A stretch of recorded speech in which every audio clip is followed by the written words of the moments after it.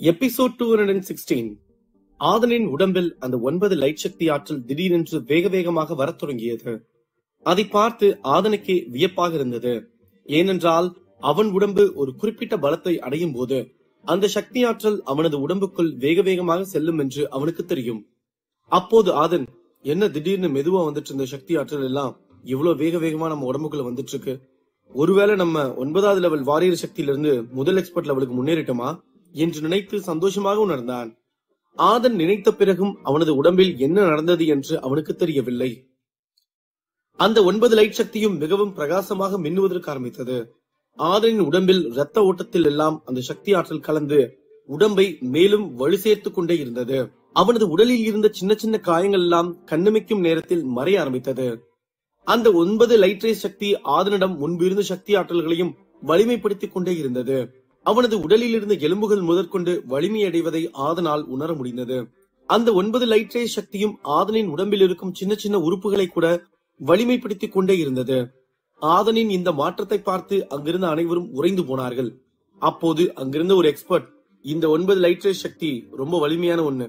ஏன்னா இந்த சக்தி அவனுக்குள்ள போகும்போது 9வது வாரியர் லெவல் சக்தியில் இருந்தவன இப்ப முதல் எக்ஸ்பர்ட் லெவல் சக்திக்கு கொண்டு வந்திருக்கு என்று கூறினான். அவர் அந்த ஆற்றல் சக்தி ஆதனின் உடலில் உள்ள அனைத்து இடங்களிலும் விடாமல் சக்தி ஆற்றலை கொடுத்து வலிமைப்படுத்திக் கொண்டிருப்பதை பார்த்துவிட்டு தான் இந்த வார்த்தைகளை கூறினார். அதை கேட்டு அங்கிருந்த எக்ஸ்பர்ட்கள் அனைவரும் ஆமென்று தலையசைத்தார்கள். ஒரு பக்கம் இருந்த நன்னன், புலிச்செல்வன் மற்றும் தருண் மூவரும் ஆதனை கோபத்துடனும் வெறுப்புடனும் பார்த்து கொண்டிருந்தார்கள். அவர்கள் அந்த சக்தி ஆற்றலை எடுக்காமல் இருந்தாலும் அவர்கள் எல்லாம் மிகவும் வலிமையான வீரர்களாகும். இருப்பினும் ஆதன் அந்த சக்தி ஆற்றலை எடுத்துக் கொண்டிருப்பதுதான் வெறுப்புணர்வை கொடுத்தது. அந்த 9 லைட் ரேஸ் சக்தியும் தொடர்ந்து ஆதனின் உடம்பிற்கு வலு சேர்த்துக் கொண்டே இருந்தது. அந்த நேரம் அரசபுரத்தில் இருந்த மாஸ்டர் இறந்து விட்டார் என்ற செய்தியும் அந்த ஊர் மக்களுக்கு தெரிய வந்தது. அதை கேட்டு அங்கிருந்த அனைத்து வம்சத்து மக்களும் மிகவும் வருத்தமாக உணர்ந்தார்கள். அதிலும் அரசபுரத்து மக்கள் கண்ணீர் விட்டு கதறிக் கொண்டிருந்தார்கள். ஏனென்றால் மாஸ்டர் இருக்கும் வரை அவர் இந்த அரசபுரத்து மக்களை சந்தோஷத்தில் வைத்திருந்தார். அத்துடன் அவர் மக்களுக்கான அரசராக இருந்தார். அதனால்தான் அவர் ஜீவ சமாதி அடைந்தார். ஆனால் இப்போது அவர் ஆளுமை இல்லாத அரசபுரம் இன்னும் என்னென்ன பிரச்சனைகளை சந்திக்க காத்திருக்கிறது என்று நினைக்கும் போது அங்கிருந்த மக்களுக்கு மிகவும் அச்சமாகவும் கவலையாகவும் இருந்தது. ஏனென்றால் இந்த இடத்திற்கு தான் விஜயனும் தமிழ்ச்செல்வனும் ஆளுக்கு ஒரு திசையில் போராடி கொண்டிருக்கிறார்கள். அந்த செய்தி கேள்விப்பட்டு அங்கிருந்த விஜயன் முதல் சாமானியன் வரை அனைவரும் கண் கலங்கிதான் நின்று கொண்டிருந்தார்கள். இந்த இருவரில் யார் தலைமை பொறுப்புக்கு வரப்போகிறார்களோ, அரசபுரத்தின் வருங்காலம் என்னவாக போகிறதோ என்ற கேள்விகள் எல்லாம் மக்கள் மனதில் எழுவதற்கு ஆரம்பித்தது. இந்த கேள்விகள் மக்கள் மனதில் மட்டும் ஓடவில்லை, அங்கிருந்த அரசபுரத்து வீரர்களின் மனதிலும் ஓட ஆரம்பித்தது. ஏனென்றால் ஒரு தவறான தலைமை வந்தால் மக்களை விட அங்கிருக்கும் படை வீரர்கள் தான் அதிகம் அவதிப்படுவார்கள் என்பது குறிப்பிடத்தக்கது. அப்போது திடீரென்று அங்கிருந்த சில வீரர்கள் வேக வேகமாக சென்று அங்கிருந்த அரசபுரத்தின் நுழைவாயிலை மூடினார்கள். அங்கு ஒரு 20க்கும் மேற்பட்ட வீரர்கள் சென்று அந்த வழியில் யாரையும் வெளியேறவும் அனுமதிக்காமல், வெளியாட்களை உள்ளேயும் அனுமதிக்காமல் நின்று கொண்டிருந்தார்கள். அந்த இடம் மட்டுமில்லாமல் அரசபுரத்தின் முக்கிய இடங்களும் படை வீரர்கள் பலரும் வந்து நின்றார்கள். அதை பார்த்த மக்கள் மிகவும் பயந்து கொண்டிருந்தார்கள். அப்போதும் ஒரு பக்கம் விஜயனுக்கு சாதகமான படை வீரர்கள் சென்று அங்கிருந்த விஜயனுக்கு பின்னால் நின்றார்கள். மறுபக்கம் தமிழ்ச்செல்வனுக்கு சாதகமான வீரர்கள் அவருக்கு பின்னால் நின்றார்கள். இரண்டு பக்கமும் பல எண்ணற்ற வீரர்கள் வந்து எதிரில் நின்று கொண்டிருந்த வீரர்களை பார்த்து முறைத்துக் கொண்டிருந்தார்கள். விஜயனும் தமிழ்ச்செல்வனும் அவரவர் ஆட்களை அரசபுரத்தில் இருந்து வந்து சண்டைக்கு தயாராக நிற்க அறிவுறுத்தினார்கள். இருவருக்குமான பல வருஷ போராட்டம் இன்று ஒரு முடிவுக்கு வரப்போகிறது என்று அங்கிருந்த மக்கள் அனைவரும் எண்ணிக்கொண்டிருந்தார்கள். இறுதியாக ஆதன் வாரியர் லெவல் சக்தியில் இருந்து எக்ஸ்பர்ட் லெவல் சக்திக்கு முன்னேறினான். ஆதனின் சக்தி முன்னேறினாலும் அந்த 9 லைட் சக்தி இன்னும் முடிவுக்கு வரவில்லை. அது தொடர்ந்து ஆதனின் உடம்பிற்குள் சென்று கொண்டேதான் இருந்தது. அதை பார்த்த சோமன் மிகவும் சந்தோஷமாக உணர்ந்தான். ஒரு பக்கம் ஆதன் சக்தி ஆற்றல் பெற்றுக் கொண்டிருந்தான். மறுபக்கம் அரசபுரத்தின் இரு துருவங்கள் சண்டைக்கு தயாராகி கொண்டிருந்தார்கள். மக்களுக்கு அடுத்து என்ன நடக்கப் போகிறது என்று எண்ணி பயந்து கொண்டிருந்தார்கள். சிறிது நேரம் கழித்து அந்த லைட் சக்தி ஆற்றல் ஆதனின் உடம்பிற்குள் முழுமையாக வந்தடைந்தது. அதன் பிறகு ஆதன் அந்த இடத்திலிருந்து எழுந்தான். அவனது உடம்பு மிகவும் வலிமையாக இருப்பதை பார்த்து மிகவும் சந்தோஷமாக உணர்ந்தான். அது மட்டுமின்றி ஆதனின் கவன ஆற்றலும் அதிகரித்தது. அங்கிருக்கும் எக்ஸ்பர்ட்கள் பேசுவதை முன்பை விட இப்போது தெளிவாக கேட்கும் அளவிற்கு சிறப்பாக இருந்தது. ஆதனின் கண்கள் நீல நிறமாக மாறியது. அவனது பார்வையே அங்கிருந்த எக்ஸ்பர்ட்கள் பயப்படும் வண்ணம் அமைந்திருந்தது. ஆதனின் உடம்பை சுற்றி இப்போது 9 வண்ணமயமான நட்சத்திரங்கள் சுற்றி கொண்டிருந்தது. அதையெல்லாம் பார்த்து அங்கிருந்த எக்ஸ்பர்ட்கள் ஆதனை கண்ணிமைக்காமல் ஆச்சரியமாக பார்த்து கொண்டிருந்தார்கள். அப்பா, இந்த 9 சக்தி ஆற்றலும் சூப்பரா தான் இருக்கு. அதுவும் இல்லாம இதனால இப்போ நம்ம வாரியர் லெவல் சக்தியில இருந்து எக்ஸ்பர்ட் லெவல் சக்திக்கு முன்னேறிட்டோம். அதுதான் இன்னும் சந்தோஷமான விஷயமே என்று நினைத்து மிகவும் சந்தோஷமாக உணர்ந்தான் ஆதன். மார்ஷியல் ஆர்ட்ஸ் உலகத்தில் ஒரு மாவீரன் தனது முதல் கலையை முதலில் கற்று தேர்ந்து விடுவான். அதன் பிறகு அந்த கலையின் அடுத்தடுத்த லெவலை கற்று அந்த சக்தியை மேலும் வலிமைப்படுத்துவான். மேலும் சிலர் 2 சக்திகளை கற்றுக்கொண்டு அந்த 2ஐயும் வலிமைப்படுத்துவார்கள். மேலும் மாஸ்டர் லெவலில் இருப்பவர்கள் 3 அல்லது 4 சக்திகளை பயின்று கொண்டு அந்த 3-4 சக்தி ஆற்றலையும் மேக்சிமம் சக்திக்கு கற்று தேர்ந்து விடுவார்கள். ஆனால் ஆதன் எப்போது அந்த 9 ஆற்றல் சக்திகளையும் எடுத்துக்கொண்டானோ அதன் பிறகு அவன் 9 விதமான சக்தி ஆற்றலை வைத்திருக்கிறான் என்பது சிறப்பு மிகுந்த ஒரு விஷயமாகும். அந்த அரசபுரத்தில் மட்டுமல்ல, இன்னும் பல வம்சங்களில் ஆதனை போல் 9 வெவ்வேறு சக்தி ஆற்றல் வைத்திருக்கும் நபர் எவரும் இல்லை என்பது குறிப்பிடத்தக்கது. இப்போது ஆதனுக்கு அந்த 9 சக்தி ஆற்றலின் அடிப்படை சக்தி தான் கிடைத்துள்ளது. அவன் இந்த 9 ஆற்றல் சக்தியும் முழுமையாக கற்று மேக்சிமம் பவருக்கு செல்கிறானோ அப்போதுதான் அனைவரை விடவும் தலை சிறந்த வீரனாக இருப்பான். ஆதனுக்கு இந்த சக்திகள் மட்டுமல்லாது மேலும் ஒரு தனித்துவமான சக்தி கிடைத்தது. அது என்னவென்றால் மருத்துவ மாத்திரைகள் செய்யும் முறை பற்றியும் ஆதனுக்கு தெரியும் ஆற்றல் கிடைத்தது. இந்த சக்தி ஆற்றல் கிடைத்ததுதான் ஆதனுக்கு மிகவும் சந்தோஷமாக இருந்தது. ஆதனுக்கு இப்போது கிடைத்திருக்கும் மருத்துவ ஆற்றல் அரசபுரத்தை சேர்ந்த வீரர்கள் பல ஆண்டுகள் படித்து தெரிந்து கொள்ளும் சக்தியாகும். அரசபுரத்து மக்களே அவர்களது சிஷ்யர்களுக்கு இந்த சக்தியை பற்றி முழுமையாக சொல்லிக் கொடுக்க மாட்டார்கள். ஏனென்றால் அவர்களால் முழுவதையும் ஒரே பாடத்தில் கற்றுக்கொள்ள முடியாது. ஒரு தேவை வரும்போதுதான் மாஸ்டர்கள் அந்த சிஷ்யர்களுக்கு அந்த கலையை சொல்லிக் கொடுப்பார்கள். அப்படி இருக்கும்போது ஆதனுக்கு அந்த மாஸ்டர் சக்தியும் அறிவும் அவரது மாத்திரை செய்யும் திறனும் கிடைத்திருப்பது மட்டும் அங்கிருக்கும் அரசபுரத்தின் ஆட்களுக்கு தெரிந்தால் அவர்கள் உடனே ஆதனின் தலையை வெட்டி எறிவதற்கு கூட தயங்கவே மாட்டார்கள். ஆனால் ஆதன் இந்த விஷயத்தை மற்றவர்களுக்கு சொல்லலாம் என்று நினைக்கவில்லை. அங்கு இருப்பவர்களை பொறுத்தவரை ஆதன் அவனிடம் முன்பு இருந்த சக்தி மேலும் வலிமை பெற்றிருக்கிறது மற்றும் இந்த 9 லைட் ரே சக்தியால் அவனது வாரியர் லெவல் சக்தி எக்ஸ்போர்ட் லெவல் சக்திக்கு முன்னேறி உள்ளது என்று நம்பினார்கள். அப்போது அங்கிருந்த நன்னன் ஆதனை வெறுப்புடன் பார்த்து, ஆதன், நீ வாரியர் லெவல் சக்தியிலிருந்து எக்ஸ்போர்ட் லெவல் சக்திக்கு முன்னேறிட்டியா என்று கேட்டான். அதை கேட்ட ஆதன் ஒரு வரட்ட சிரிப்பு சிரித்துவிட்டு, இப்ப நான் வாரியர் லெவல் சக்தியில இருந்தா என்ன, எக்ஸ்போர்ட் லெவல் சக்தியில இருந்தா என்ன, உங்ககிட்ட எதுக்குடா நான் அதெல்லாம் சொல்லணும் என்று விரக்தியுடன் கூறினான். ஆதன் முன்பை விட இப்போது மிகவும் வலிமையானவனாக மாறிவிட்டான். அதனால் நன்னனிடம் சற்று திமிராகவே பேசினான். அப்போது மறுபக்கம் இருந்த தருண் ஆதனை பார்த்து, ஆதன், அந்த 9 லைட் ரே சக்தியிலிருந்து உனக்கு என்ன சக்தி கிடைச்சிச்சு என்று கேட்டான். டேய், முதுகுக்கு பின்னாடி இருந்த அடிச்சவங்க கிட்ட எல்லாம் என்னால விளக்கம் சொல்ல முடியாது. ஒழுங்கா கேள்வி கேட்காம இங்க இருந்து ஓடி போயிடு, அதான் உனக்கு நல்லது என்று கூறினான் ஆதன். அதை கேட்டதும் தருணுக்கு கன்னத்தில் அறை விழுந்தது போல உணர்ந்தான். அவன் முகம் சுளித்துக் கொண்டு ஆதனை கோபத்துடன் பார்த்து கொண்டிருந்தான். அப்போது நன்னன் ஆதனை பார்த்து, என்னதான் நீ வாரியல் சக்தியிலிருந்து எக்ஸ்போர்ட் லெவல் சக்திக்கு வந்திருந்தாலும் இன்னைக்கு நீ சாக போறதை யாராலும் தடுக்க முடியாதாதனே என்று வஞ்சகமாக சிரித்தபடியே கூறினான். அதை கேட்ட ஆதன் எந்த ஒரு பதிலும் சொல்லவில்லை. அப்போது நன்னனின் வார்த்தைகளை கேட்ட அங்கிருந்த எக்ஸ்பர்ட்கள், என்னதான் ஆதன் வாரியர் லெவல் சக்தியிலிருந்து எக்ஸ்போர்ட் லெவல் சக்திக்கு போனாலும் அவன் நன்ன அளவுக்கு சக்தி வாய்ந்தவன் இல்ல, அதனால நன்னன் எப்படியும் ஆதனை சும்மாவே விட மாட்டான் என்று பேசிக் கொண்டிருந்தார்கள். நன்னன் ஒருமுறை முடிவெடுத்து விட்டால் அதிலிருந்து பின்வாங்க மாட்டான் என்று அனைவருக்கும் தெரிந்த ஒன்றாகும். அப்படி இருக்கும்போது நன்னன் ஆதனை கொல்லப் போகிறான் என்று சொன்னால் அவன் அதை செய்ய சற்றும் தாமதிக்கப் போவதில்லை என்று அங்கிருந்த எக்ஸ்பர்ட்கள் அனைவரும் கலந்து பேசிக் கொண்டிருந்தார்கள். நன்னனின் வார்த்தைகளை கேட்ட ஆதன் நன்னனை பார்த்து, அப்படியா நன்னனே, சரி அதையும் நான் பாக்குறேன், நீ எப்படி என்ன கொல்ல போறேன்னு என்று கிண்டலாக கூறிவிட்டு ஆதன் திரும்பி தருணையும் பார்த்தான். இங்க பாருங்க, உங்க 2 பேருக்கும் சண்டை போடணும்னா நம்ம ஒன்னா சண்டை போட்டுக்கலாம். இந்த நன்னன் கூட ஒரு வாட்டி தருண் கூட ஒரு வாட்டின்லாம் என்னால சண்டை போட முடியாது. வெட்டு 1 துண்டு 2 தான் நம்மளுக்கு பிடிக்கும். நீங்க 2 பேரும் என்ன சொல்றீங்க என்று கேட்டான். ஆதன் இந்த பெரிய விஷயத்தை மிகவும் எளிதாக கேட்டுவிட்டான். ஆனால் அந்த வார்த்தைகளை கேட்ட அங்கிருந்த எக்ஸ்பர்ட்களின் இதயம் பதட்டத்தில் வேக வேகமாக துடித்தது.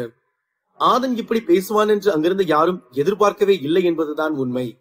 அப்போது அங்கிருந்த எக்ஸ்பர்ட்கள், இந்த ஆதன் என்ன தைரியத்துல நன்னன் கிட்டையும் தருண் கிட்டையும் இப்படி பேசிக்கிட்டு இருக்கான், அவங்க 2 பேரும் மதுரை அகாடமி எக்ஸ்பர்ட்கள் ரேங்கிங்ல முதல் 10 இடத்துல இருக்கவங்க. ஆனா ஆதன் இப்பதான் வாரியர் லெவல் சக்தியில இருந்து எக்ஸ்போர்ட் லெவலுக்கே வந்திருக்கான். அப்படி இருக்கும்போது இவன் அந்த 2 பேரும் சேர்ந்து அடிச்சா தாங்குவானா என்ன என்று அனைவரும் கலந்து பேசிக் கொண்டிருந்தார்கள். ஆதன் அந்த இருவரையும் சமாளிக்கும் அளவிற்கு ஆற்றல் மிகுந்தவன் இல்லை என்றாலும் அவனுக்கு அந்த 9 லைட் ரே சக்தி ஏதோ புது சக்தியை கொடுத்திருக்கிறது. அதனால்தான் ஆதன் எவ்வளவு தைரியமாக பேசிக் கொண்டிருக்கிறான் என்றும் சில எக்ஸ்பர்ட்டுகள் எண்ணிக்கொண்டிருந்தார்கள். மேலும் சிலர் ஆதனிடம் உண்மையில் சக்தி இருக்கிறதா இல்லை, அவன் இவர்கள் இருவரையும் கோபப்படுத்தி பார்க்க வேண்டும் என்பதற்காக இப்படியெல்லாம் செய்து கொண்டிருக்கிறானா என்று எண்ணிக்கொண்டிருந்தார்கள். ஆதனின் வார்த்தைகளை கேட்ட நன்னனுக்கு கோபம் வந்துவிட்டது. அவன் ஆதனை பார்த்து, ஏண்டா டேய், நேத்து வந்த மொழியில இன்னைக்கு வந்த காலம் உனக்கே அவ்வளவு திமிர் இருக்கும் போது ஒரு அகாடமில எக்ஸ்போர்ட் ரேங்கிங்ல 2வது இடத்துல இருக்க எனக்கு எவ்வளவு திமிர் இருக்கும். நீ முதல்ல என் சக்திக்கு பதில் சொல்லு, அதுக்கப்புறம் உயிரோட இருந்தா மத்தத பேசிக்கலாம் என்று கூறினான். நன்னனின் கண்கள் தங்க நிறமாக மாறியது. அவன் கண்களிலிருந்து ஒரு தங்க நிறமான லைட் சக்தி ஆதனை நோக்கி தாக்க வேகமாக சென்றது. அதை பார்த்த ஆதனின் கண்கள் கோபமாக மாறியது. அவன் கண்கள் நீல நிறமாக இருந்தது. அதிலிருந்து ஒரு நீல நிறமான லைட் சக்தி சென்று அந்த சக்தியை முறியடிக்க சென்றது. அதை பார்த்து அங்கிருந்த எக்ஸ்பர்ட்கள், இந்த நீல நிறமான லைட் சக்தி ஆதனுக்கு அந்த 9 லைட் ரே சக்தியில இருந்து தான் கிடைச்சிருக்குன்னு நினைக்கிறேன். ஏன்னா இதுக்கு முன்னாடி இவன் இந்த சக்தியை பயன்படுத்தி நான் பார்த்ததே இல்ல என்று கூறினான். அதை கேட்டு அங்கிருந்த எக்ஸ்பர்ட்களும் மக்களும் ஆமென்று தலைசைத்து விட்டு அந்த நீல நிறமான சக்தி என்ன செய்ய போகிறது என்று கவனமாக பார்த்து கொண்டிருந்தார்கள். அந்த எக்ஸ்பர்ட் கூறியது போல் அந்த சக்தி அந்த 9 லைட் ரே சக்தியில் இருந்து கிடைத்த ஒரு சக்தி தான். இதில் தண்ணீரின் சக்தி அடங்கி இருப்பினும் எதிராளியின் சக்திக்கு ஏற்ப அது தனது சக்தியை மாற்றிக்கொண்டு தாக்கும். 2 லைட் ரேஸும் ஒன்றுக்கொன்று மோதிக்கொண்டது. அங்கு எப்போதும் போல் மிகப்பெரிய சத்தம் கேட்டது. அந்த நீல நிறமான லைட் சக்தியின் தாக்கத்தால் நன்னனின் உடம்பு நடுங்க ஆரம்பித்தது. அவனது உள்ளுறுப்புகள் எல்லாம் சேதமடைய ஆரம்பித்தது. ஆதனின் இந்த புது சக்தியை பார்த்து அங்கிருந்த எக்ஸ்பர்ட்களும் சரி மக்களும் சரி அதிர்ந்து போனார்கள். நன்னனின் உடம்பு நடுங்கிக் கொண்டிருப்பதை பார்த்த சோமன், டேய் அங்க பாடுறா, அந்த நன்னன் ஏதோ ட்ரெட்மில்ல நிக்கிற மாதிரி நடுங்கிட்டு இருக்கான். என் நன்மை அந்த 9 லைட் ரே சக்தியில இருந்து என்ன சக்தி எடுத்தான்னு தெரியாம சண்டை போட போய் இப்படி நடுங்கிட்டு இருக்க, அதெல்லாம் தேவைதானே என்று கேட்டான். ஆமா சோமன, ஆதனோட இந்த சக்தி இதுக்கு முன்னாடி நான் பார்த்ததே இல்லடா. இப்போ ஆதன் இந்த சக்தி அந்த 9 லைட் ரே சக்தியில இருந்து தான் எடுத்திருப்பான்னு நினைக்கிறேன்டா என்று கூறினான் மகிழன். நீ என்ன நினைக்கிறது? என் நண்பனை பத்தி எனக்கு தெரியாதா? இந்த சக்தி அவனுக்கு இப்பதான் கிடைச்சிருக்கு. அத முதல்ல இந்த நன்னன் மேலதான் பயன்படுத்தி இருக்கிறான் என்று கூறினான் சோமன். அதை கேட்டு அங்கிருந்த அனைவரும் ஆதனை வியந்து பார்த்து கொண்டிருந்தார்கள். ஆதன் அந்த லைட் ரேஸில் இருந்து சக்தி ஆற்றல் பெற்ற பிறகு பல புதிய சக்திகளை பெற்றதோடு அவனிடம் இதற்கு முன்பு இருந்த சக்தியும் மிகவும் வலிமையடைந்திருந்தது. ஆதன் நன்னனை பார்த்து கிண்டலாக சிரித்துவிட்டு, ஏண்டா டேய், நீ இந்த சக்தியை வச்சுக்கிட்டு தான் இவ்வளவு வாய் பேசிட்டு இருந்தியா என்ன என்று கிண்டலாக கேட்டான். அதை கேட்டு நன்னனுக்கு மிகவும் கோபம் வந்தது. அவன் பேசுவதற்கு வந்தான். அதற்குள் ஆதன் மீண்டும் ஏதோ பேசுவதற்கு வந்தான். ஆதனுக்கும் நன்னனுக்கும் காத்திருக்கும் அதிர்ச்சி என்ன? ரகசிய இடத்தில் நடக்கவிருக்கும் விஷயம் என்ன? அடுத்தடுத்து கதைக்களத்தில் காத்திருக்கும் விறுவிறுப்பான நிகழ்வுகள் என்ன? எபிசோட் 217. ஆதன் தன்னோடு நன்னனையும் தருணையும் சேர்த்து சண்டை போட அழைத்தான்.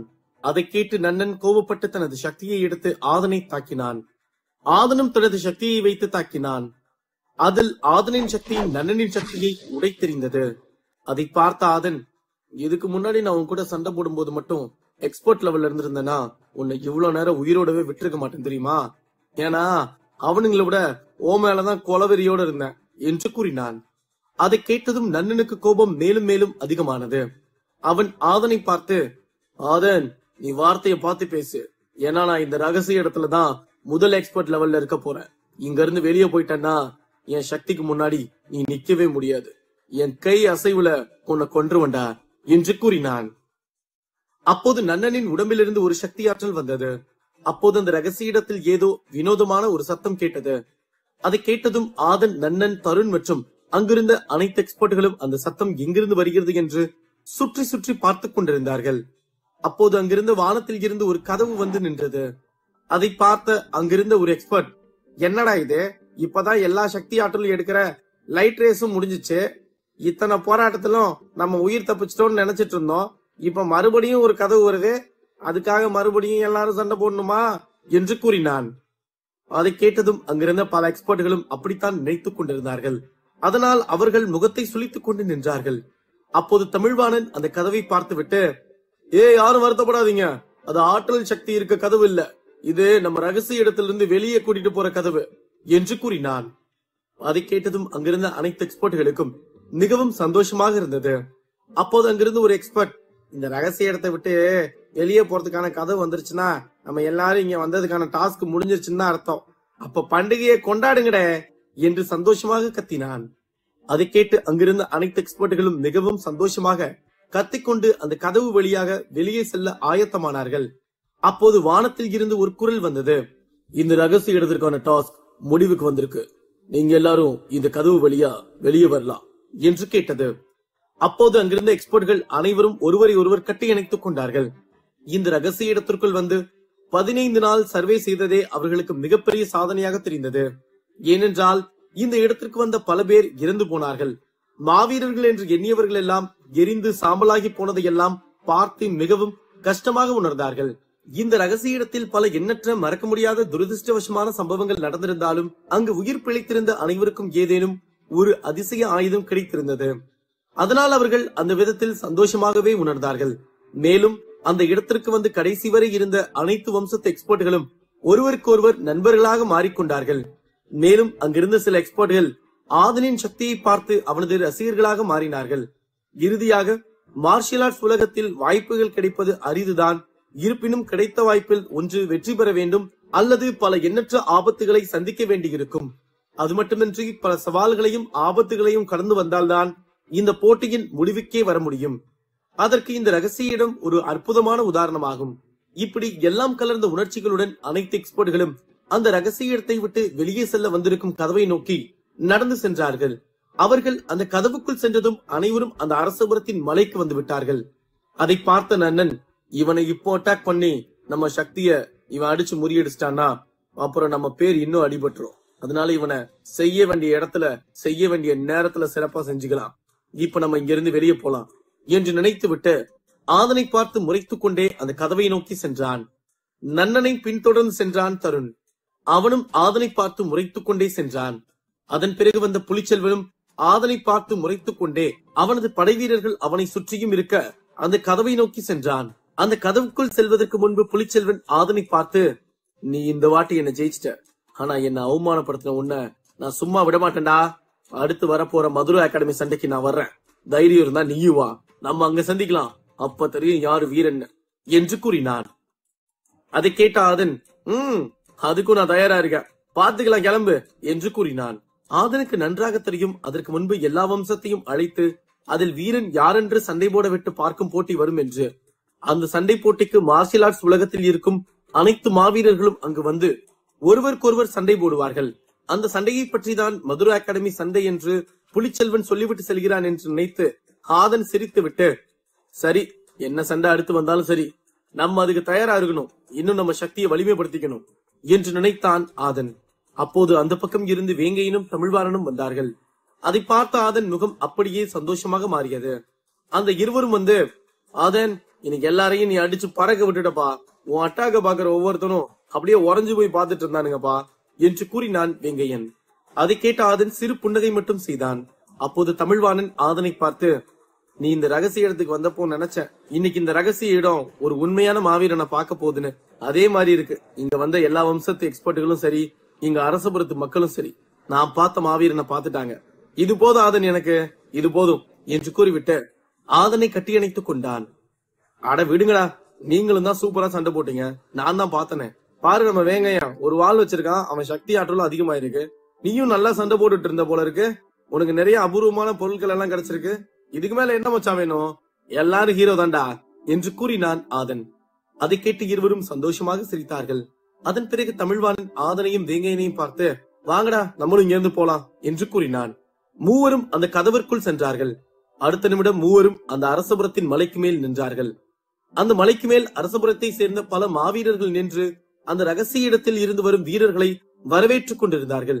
இருப்பினும் அங்கு கூடியிருக்கும் படை வீரர்களை பார்த்த தமிழ்வாணன் முடிவு செய்து விட்டான், மாஸ்டர் இறந்து விட்டார், அதனால் தான் இங்கு இத்தனை வீரர்கள் நின்று கொண்டிருக்கிறார்கள் என்று. அது மட்டுமின்றி அங்கு ஏதோ பெரிய பிரச்சனை ஏற்பட போகிறது, அதனால்தான் தனது அப்பாவின் வீரர்கள் ஒரு பக்கமும் மறுபக்கம் விஜயனின் வீரர்களும் நின்று முறைத்துக் கொண்டிருக்கிறார்கள் என்று புரிந்து கொண்டான் தமிழ்வாணன். அப்போது அங்கு விஜயனுக்கு அருகில் இருந்த ஒரு எக்ஸ்பர்ட், விஜயன் ஐயா அங்க பாருங்க, நம்ம பையனும் பொண்ணு வந்துட்டு இருக்காங்க என்று கத்தினான். அதை கேட்டதும் விஜயன் இளங்கோவன் மட்டும் இல்லாமல் அங்கிருந்த அரசபுரமே வேகமாக திரும்பி வேந்தனையும் வனிதாவையும் பார்த்தார்கள். வேந்தன் உடம்பு நெருப்பில் வெந்து வந்திருப்பதால் அவனை பார்த்து அனைவருக்கும் பேரதிர்ச்சியாக இருந்தது. அப்போது அங்கிருந்த மக்கள் வேந்தனை பார்த்து, இந்த ஆதனுக்கு உண்மையாலும் மனசாட்சி இருக்கா இல்லையா? அந்த நெருப்பை வச்சு வேந்தனை எப்படி காயப்படுத்திருக்கான் பாரு என்று கோபமாக கூறினார்கள். அதை கேட்ட அவனுக்கு அருகில் இருந்த மற்றொரு நபர், நீ வாய மூடு, ஆதன் வேந்தனை இப்படி பண்ணாம இருந்திருந்தா வேந்தன் ஆதனை கொன்றுப்பான். உயிரை விட இந்த காயங்கள் ஒன்னும் பெருசு இல்ல. இதுவே வேந்தன் இடத்துல ஆதனும் ஆதன் இடத்துல வேந்தன் இருந்திருந்தா நான் கண்டிப்பா சொல்லுவேன், வேந்தன் ஆதனை ஈவிரக்கமே பார்க்காம கொன்றுப்பான்னு தெரியும்.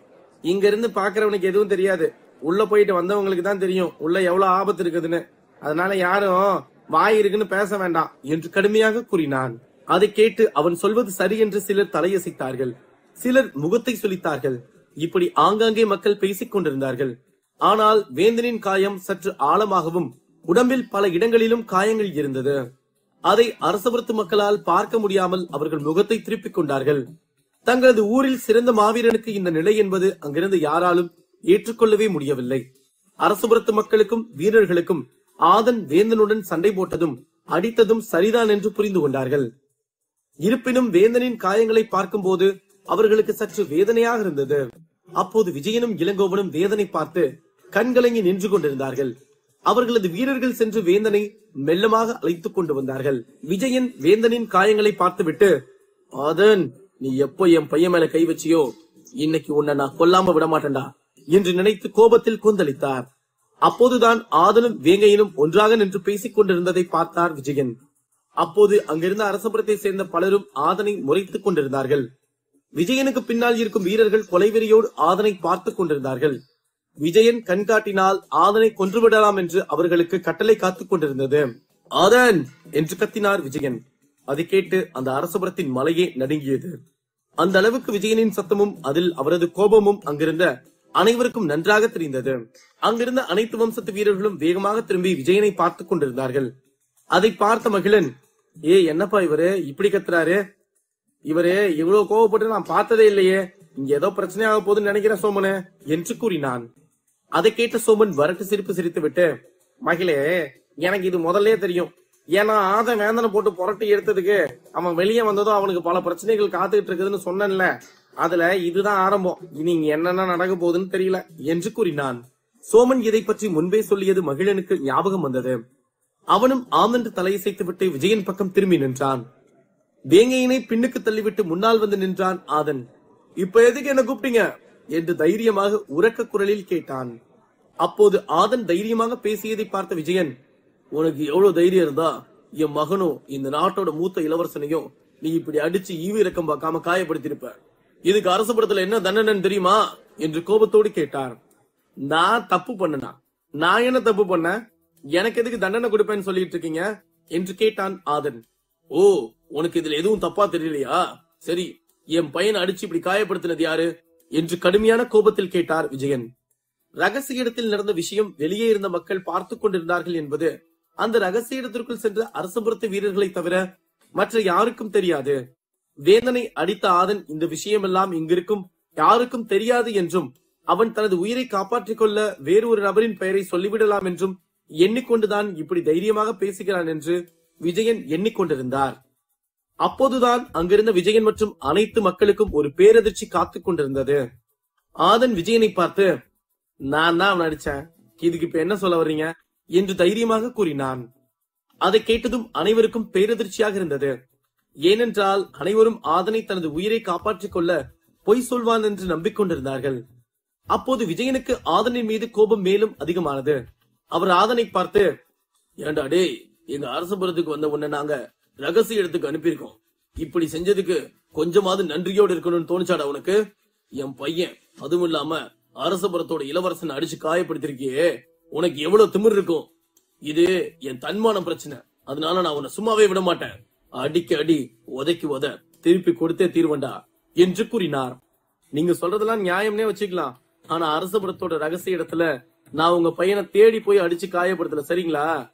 அவன் தான் நான் ரகசிய இடத்துக்குள்ள போறதுல இருந்து என்ன கேலியும் கிண்டலும் பண்ணிக்கிட்டு இருந்தான்.